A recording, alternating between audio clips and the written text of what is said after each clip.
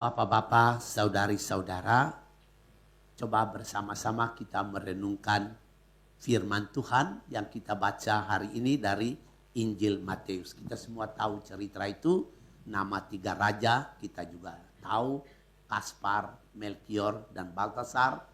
Mereka datang dari daerah Babilonia, sekarang ini daerah Iran atau Irak bagian utara. Nah, mereka melihat ada satu bintang dan menurut keilmuan mereka, ya bintang itu berbicara bahwa ada raja yang baru lahir, raja orang Yahudi, maka kami datang menyembah. Nah, Ibu Bapak, cerita itu menggambarkan kepada kita bahwa Allah itu hidup. Allah yang pernah bicara kepada Musa dari dalam semak belukar yang bernyala tetapi tidak hangus, Allah itu hidup. Sampai pada zaman para tiga raja itu, Allah hidup. Dan karena dia hidup, maka dia berbicara kepada manusia. Dan dia berbicara kepada manusia untuk menggerakkan hati manusia untuk mengambil sikap, menentukan sikap terhadap apa yang dia bicarakan. Kalau kita perhatikan dengan baik selama pesta Natal ini, Allah berbicara dengan pelbagai macam cara. Pertama, dia berbicara kepada Maria, seorang perempuan desa dari Nazaret.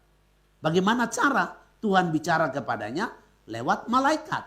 Gabriel datang ke Nazaret dan dia berkata, "Salam, hai engkau yang dipenuhi rahmat."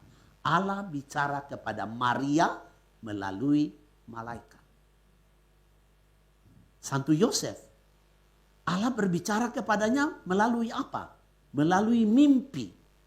4 kali Tuhan berbicara kepada Santo Yosef melalui mimpi.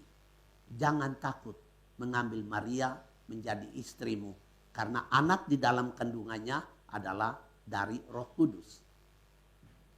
Yang kedua, bangun, bawa anak itu mengungsi ke Mesir karena anak ini akan dibunuh. Ketiga, bangun, bawa pulang anak itu ke Israel karena orang yang mau membunuhnya udah mati. Kemudian dalam mimpi juga Santo Yosef diberitahu, jangan kamu tinggal di daerah Yerusalem, tapi tinggallah di Nazaret. Tinggallah di Galilea. Allah bicara kepada Santo Yosef melalui mimpi. Tokoh lain lagi dalam peristiwa Natal adalah gembala-gembala. Mereka sedang menggembalakan kambing dan domba. Tiba-tiba malaikat nampak dan mengatakan, "Aku memberitakan kepadamu berita yang besar. Hari ini lahir penyelamatmu." Gembala-gembala dapat berita. Allah bicara kepada mereka melalui seorang malaikat dan disertai dengan rombongan malaikat besar dengan lampu-lampu berkilau-kilau di atas langit. Cara Allah berbicara. Hari ini kita dengar lagi Allah berbicara kepada ilmuwan yang ada di Irak, yang ada di daerah Iran, yang ada di daerah Babilonia. Jauh ke Israel. Tapi Tuhan berbicara kepada mereka melalui sebuah bintang. Melalui ilmunya, ilmu perbintangan. Nah, Ibu Bapak, jikalau Tuhan berbicara, maka orang tidak bisa diam. Orang akan bergerak karena mendengar Allah berbicara itu. Ada pesan-pesan yang menggerakkan hati manusia sehingga ketika dia mendengar Allah berbicara, dia bergerak untuk melakukan sesuatu sesuai dengan bicaranya Tuhan itu. Maka kita lihat Maria bergerak. Apa yang Maria katakan? "Aku ini hamba Tuhan. Terjadilah padaku menurut perkataanmu." Pergerakan. Santo Yosef bergerak. Dia bangun segera. Dia ambil Maria. Dia membela martabat Maria. Dan dia membela Maria sebagai seorang perempuan. Dia tidak mau mempermalukan Maria. Dia bangun segera bawa anak Yesus ke Mesir. dia bangun segera, bawa pulang anak Yesus ke Israel. Gerak. Gembala-gembala mereka saling memanggil satu dengan yang lain. Mari segera kita pergi ke Bethlehem. Kita coba lihat apa yang terjadi. Mereka semua berangkat. Lari ke Bethlehem untuk lihat itu anak-anak Yesus. Dan tidak hanya itu. Mereka bercerita kepada orang-orang di Pasanggrahan itu. Tempat unta-unta ditambat dan banyak sekali karapan-karapan ada di situ. Mereka bercerita tentang kabar yang mereka dapat dari Allah. Nah, hari ini kita juga dengar berita bahwa 3 raja itu begitu dengar Allah berbicara kepada mereka melalui bintang, mereka dituntun oleh bintang itu datang mencari anak Yesus, Raja Yahudi. Nah, tidak hanya kepada orang-orang baik Allah berbicara, tapi juga orang yang punya hati busuk, orang yang punya pikiran kotor, Tuhan juga bicara.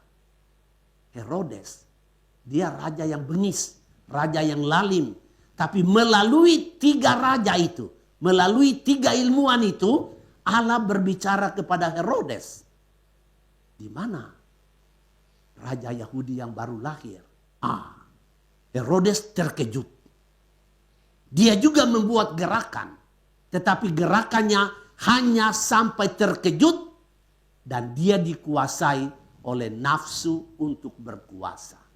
Maka setelah dia dengar berita bahwa Raja Yahudi yang baru lahir, Herodes di dalam benaknya, di dalam hatinya, ini pesaing aku. Dia harus dilenyapkan. Maka dia pesan kepada 3 raja tadi, pergi selidiki dengan baik anak itu, nanti kalau sudah selesai kamu di sana, pulang beritahu kepada saya supaya saya juga datang menyembah anak itu. Ibu bapak, coba kita bayangkan kalau 3 raja tadi dalam akhir dari cerita Injil Matius dikatakan karena dinasehati dalam mimpi mereka pulang ke negerinya lewat jalan lain. Coba kita bayangkan kalau seandainya 3 raja itu tidak dengar apa yang Tuhan bicara kepada mereka dalam mimpi, pasti mereka pulang ke Herodes kan? Mereka akan bercerita kepada Herodes, wah anak ini begini, lucu, wow dia nangis, dia sentak-sentak. Mereka akan cerita. Nah apa yang terjadi? Kita tidak merayakan Natal. Pasti Herodes datang dengan pasukan besar, lenyapkan anak-anak Yesus.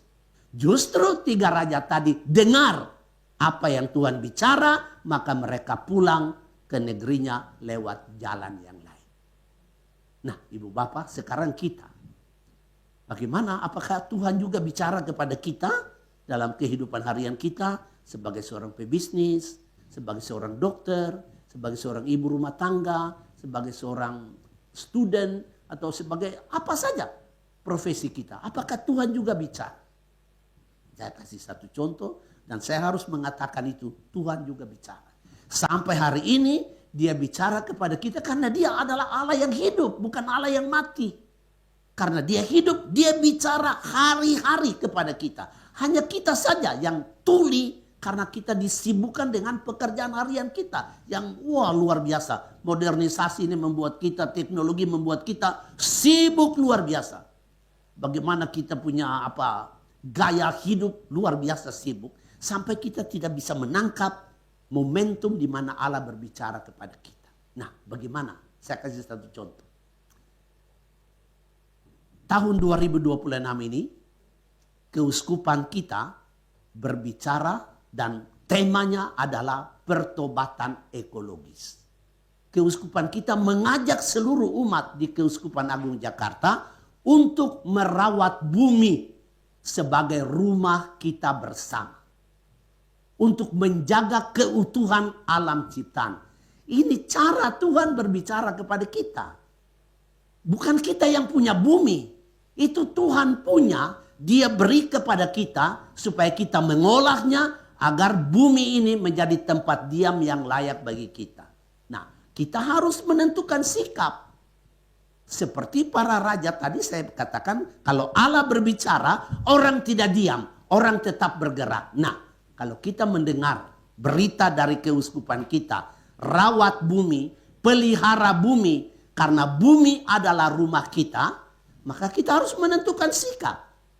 Apa sikap kita? Sebagai contoh, kita dengar Tuhan bicara melalui gereja kita. Sikap kita yang pertama sederhana saja. Jangan buang sampah di mana sembarangan.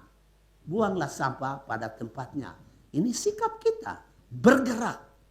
Kalau saya perokok, habis puntung rokok saya tidak buang di tanah sembarangan. Bumi bukan asbak. Saya cari tempat. Sederhana sikap saya. Ya, itu cara kita dengar Tuhan bicara. Yang kedua, ada seorang ibu yang sangat disakiti oleh anaknya. Anaknya sudah menjadi orang besar, tetapi dia menyangkal ibunya. Dengan berbagai macam cara dia menyangkal ibunya. Ibunya kirim WA, ucap selamat Natal, tidak dibalas. Ibunya ucap selamat tahun baru, tidak dibalas. WA kirim makanan, tidak dibalas. Tidak datang juga berkunjung kepada ibunya. Ibu sakit hati. Sakit hati sekali. Anak sulung lagi. Dan sudah menjadi orang gede, orang yang terkenal. Tetapi Tuhan bicara, ibu, kamu harus sabar terhadap anakmu itu. Kamu harus mengampuni anakmu itu. Cara Tuhan bicara. Walaupun sakit hati, tapi Tuhan mengatakan sabar.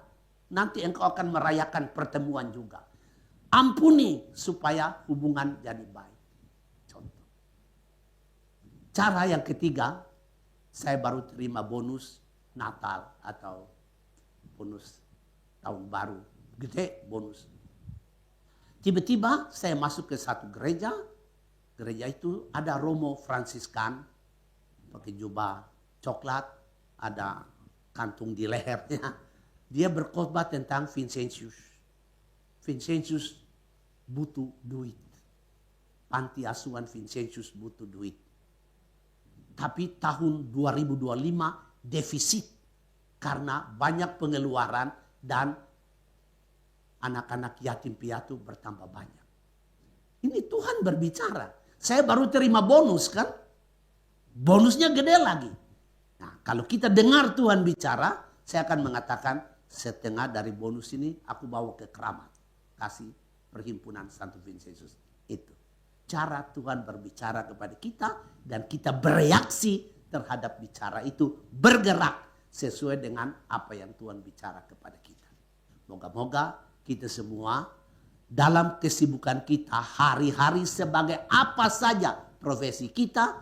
Kita belajar untuk peka dengar apa yang Tuhan bicara kepada kita. Dalam peristiwa-peristiwa harian. Entah peristiwa itu peristiwa yang menggembirakan.